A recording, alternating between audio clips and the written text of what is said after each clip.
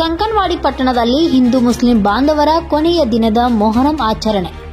ರಾಯಬಾಗ್ ತಾಲೂಕಿನ ಕಂಕನವಾಡಿ ಪಟ್ಟಣದಲ್ಲಿ ಮೊಹರಂ ಹಬ್ಬ ಬುಧವಾರ ಸಡಗರ ಸಂಭ್ರಮದಿಂದ ಆಚರಿಸಲಾಯಿತು.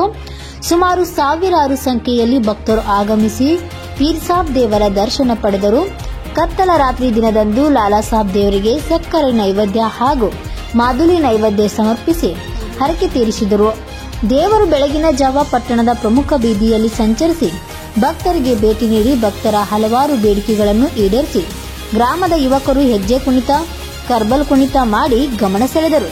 ಭಕ್ತರು ಉದ್ಬತ್ತಿ ಹಾಗೂ ಕೊಬ್ಬರಿ ಕಾರಿ ಎರಚುವ ಮೂಲಕ ಸಂಜೆ ವೇಳೆ ದೇವರವನ್ನು ಹೊಳೆಗೆ ಕಳಿಸಲಾಯಿತು.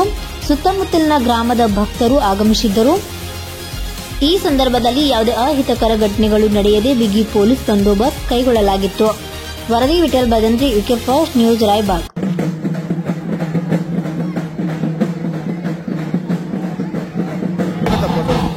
ಆದಷ್ಟು ನಾನೇನು ಕೊಡಬಾರ್ದಲ್ಲ.